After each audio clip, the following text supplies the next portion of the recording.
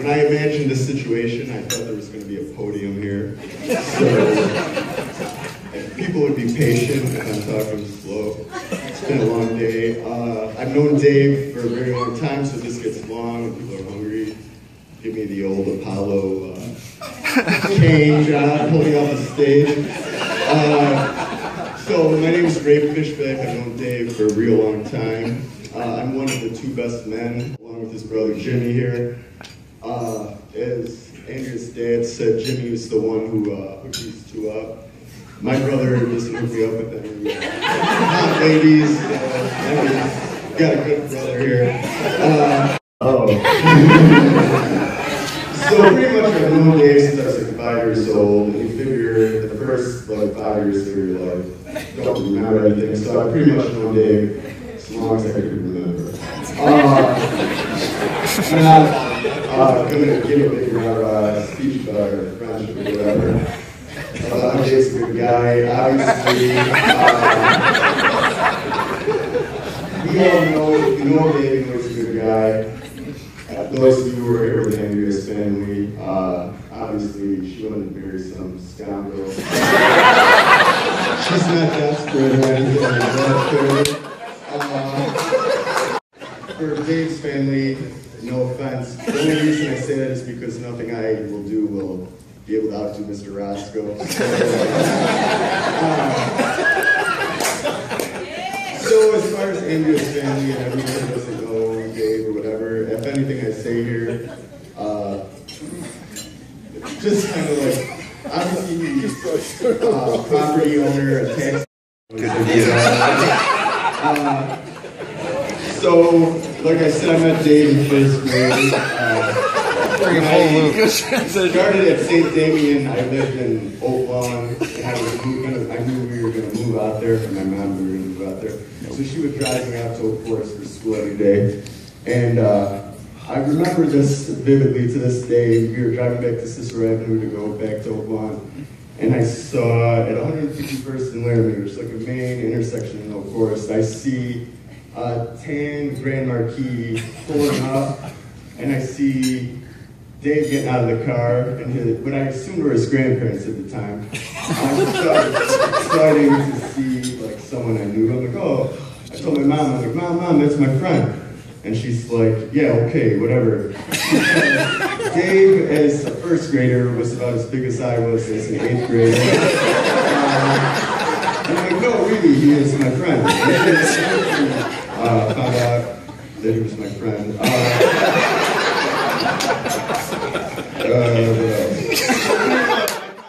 You know, that will be the clip notes, which I'll try to be fast. I'm on the 1st page still, so maybe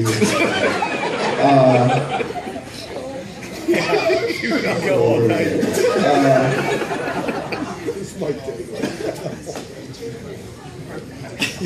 Alright, so yeah, like I said,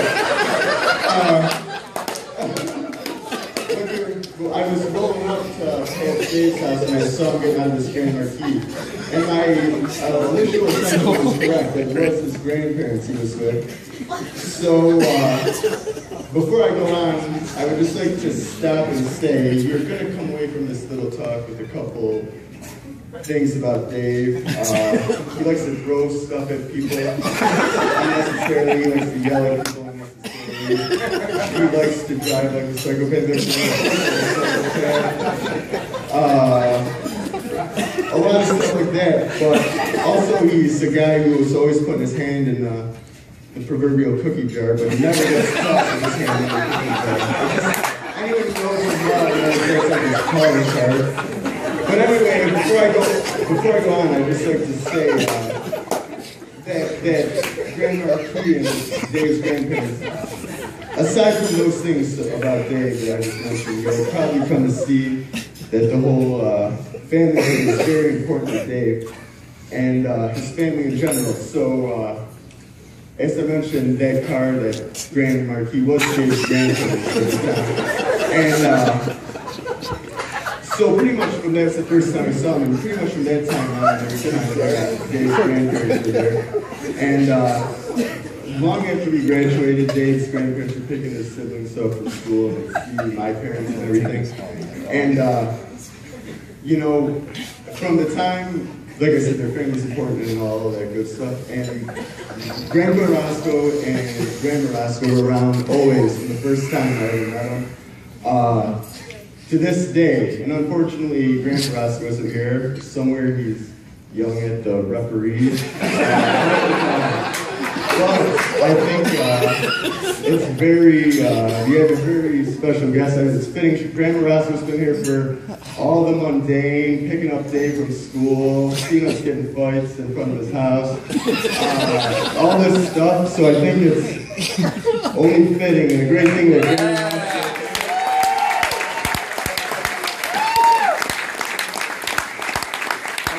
Growing up. I don't want to be excluding any grandparents. I know Dave's mother's mother is here, who lets us go to her cottage all the time and get out of control. She kind of just lets it go on for the most part. And it's nice to get out to the nature and go out there. So,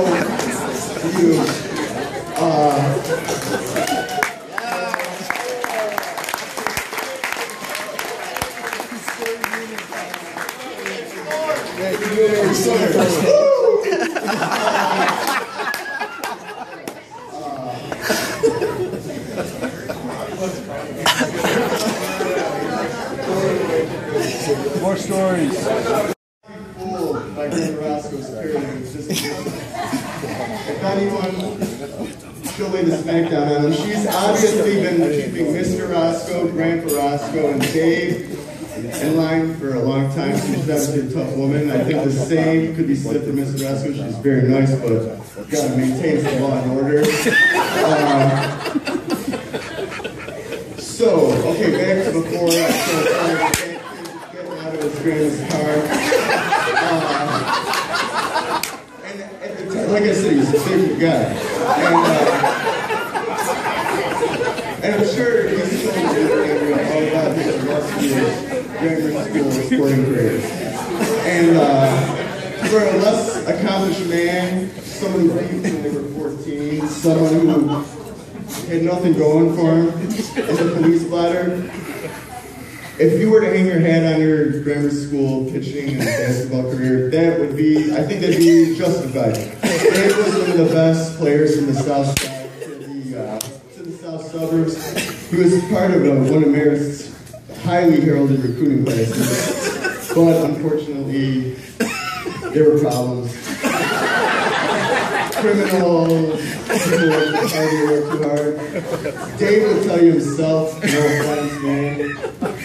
Wasted talent. I think Dave will tell you himself he didn't have a lot of heart at around that time. Because he quit sophomore year. He was kind of like the Eddie Curry of America. Cat was there, he just didn't have a heart. What else? Is this getting too long?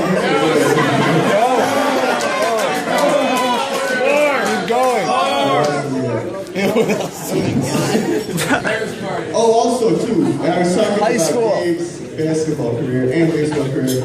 Like I said, Dave's family important to him. Mr. Rosko was always the coach, and Grandpa Rosko was always there, looking to fight the refs. And Mr. Rosko was, you know, sometimes you come across, despite Dave's success, you know, sometimes you come across guys who live vicariously through their son, and look to, you know, like, even act like hard asses. Mr. Rosko was a good guy. He just did it because he liked to do it. He always volunteered his time and everything, and he was a master motivator. You know, he was a player's coach, for sure. And but he liked helping out, and you could always count on it. I remember always being around Dave's family and Mr. Rosko. And he'll be sitting there, and then Mr. Rosko would tell the ref, be like, "Hey, you DWE, what are you doing?" And then, like, he'd call, like, one of us, he'd be like, "Hey, you DWE, like, what are you doing now?" And, like, if you're anything like me, you're probably like, "What the hell is a DWE?" And pardon my language, but a DWE is a dick with ears. So, if you don't know how you know, I would not bring all of that. dialect growing up. So everyone knows who DWE is. No, everyone knows who DWE is. So what you guys thought of it? Okay, so we'll try to obviously a big part of this grade school. If you want to keep finding out about your me and Dave grew up in the same part of town. We were always trying to together. And I find myself throughout life in a lot of interesting situations, courtesy of Dave. Like I said, like to blow stuff at cars. He likes to yell at pedestrians and motorists. And he lives for the thrill of the chase. My whole, from the time I was in like 4th grade to the time I was probably like 18, just high-speed car, like, fast for the younger kids, fast and furious down suburban streets. For the older folks, French Connection. Down Forest. Insane. So anyway, Dave had like a sixth sense for the type of person who would chase us. We were this former right-hand man, Simons around here somewhere. These guys, they were like a duo, like Paul Knows. Not one without the other. You always get a name. They're always up to getting the better end of the deal. And so they used, when we were little, they used to, and I even as an adult, I appreciate it. They were like little kids and always were getting the better of adults. They play adults in basketball, take their money. Some like fat guy, no shit on, was probably like 25, you're like 12. They knew, like at that young age, that when a guy with just terrible sunburn was playing shirts and shit, they knew to just slap him right in the back. He does it to this day, and it's one of those things. And then, so, going down. I said to every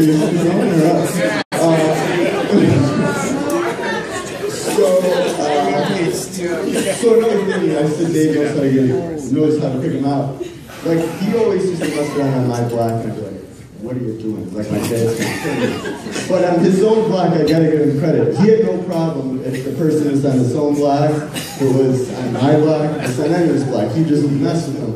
And him and Sino knew, when we were in like 5th grade, this kind of funny thing back on his own street down the way, there's this guy who had a giant Confederate flag hanging in his garage, and he used to pound beers in his driveway and cut off jean shorts. We were like little kids, and Dave and Mike knew that that guy would chase us. If he threw something at him, or if he yelled at him, and tape stop signs. He would tape around a big 4-stop sign intersection with duct tape. And then we would wait for a car to pull up and we'd drive through it.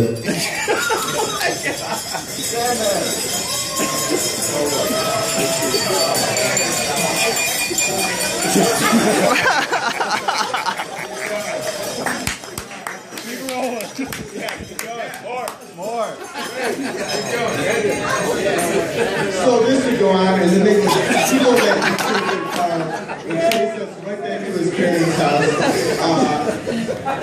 And he would deny it. That was like the story of his life.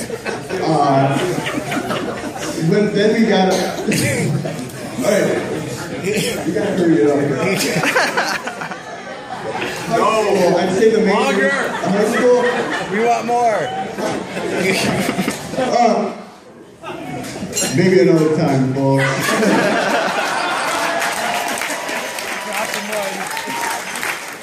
One more thing. I just want to say that, like I said, Dave's family is close. I just heard that you coach your daughters.